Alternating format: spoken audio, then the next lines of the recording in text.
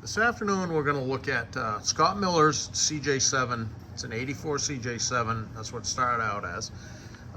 And he's in the process of making a bunch of changes to the Jeep, upgrading it. And so he changed transmissions. He's got an NV 4500 transmission in it. And earlier on videos number 35, I believe, there's a recap. I built the Dana 30 front end and the AMC Model 20 rear end, put ARBs in them, and rebuilt the whole thing. So those are all new inside. So that happened a while ago.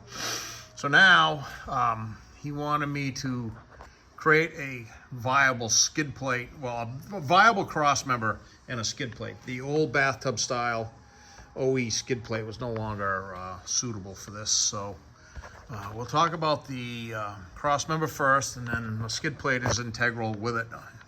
You know, it's kind of, you can't have one without the other, but they are bolted together. So this is a side view of it, and you can see the skid plate's prominent right here. This is the little kicker piece I put under for the, this is the output for the front axle right there. And so I like them neat and clean. I use the elevator bolt, carriage bolt trick. I'll show you that in a minute. And so I formed that up on my iron worker, and then up under here, let me grab my light, and you can see right there. So there's the drain plug right there for the transmission, and there's where the oil can come out. And then that there is just so crud and mud and crap over time has a way to find its way out and not just be in there forever. So I like them nice and clean underneath. You can see I formed all that up. I put some sides on it so it would have some integrity to it. That's 3/16 by 7 steel. There is about 1/8 of an inch air gap between the top of this and the bottom of the transmission, but this is to minimize the loss of ground clearance, because the transmission is big and the belly of the transmission was vulnerable. So this gives the skid plate some integrity. I did put a pass through.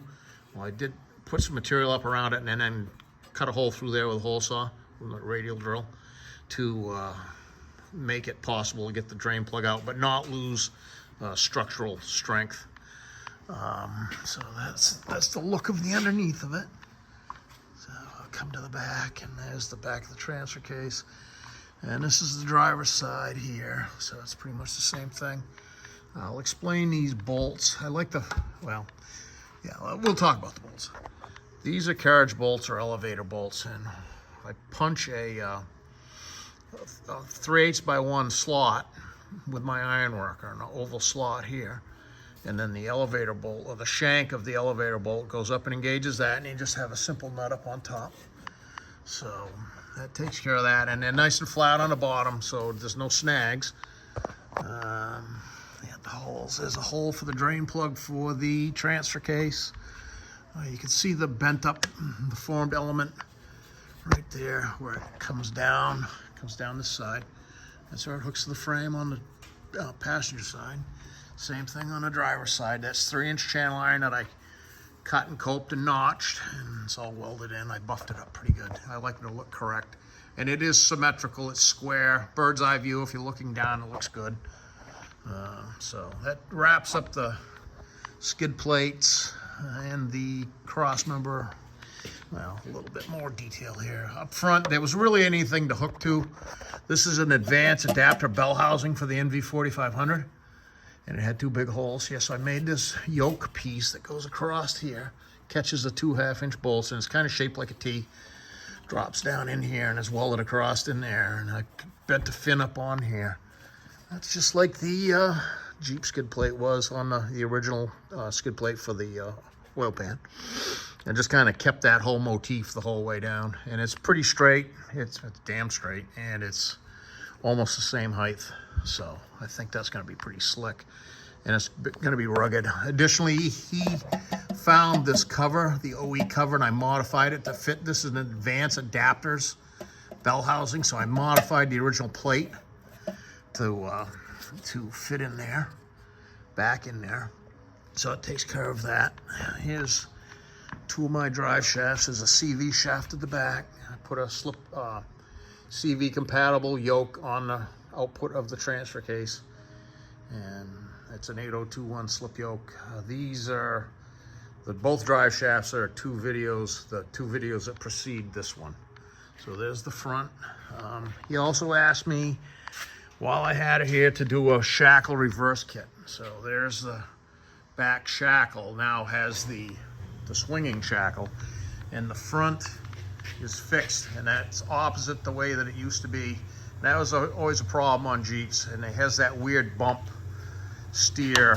I wouldn't say it was bump steer, it's just when you hit a bump, the axle physically travels forward, and it's just goofy the way they did that. So this is a rough country kit. There's a bolt-on kit, which I did bolt it on, but I like a little extra security, so I cooked it in a few spots. Just don't have 100% confidence in the nutsert bolts that went into the frame. They were a little wobbly, and I don't know, you know, better safe than sorry. So I like that. It has that strut rod that goes in between the two bolt-on pieces, so it's all good. That looks down. You can look down the skid plate, the worm's eye view.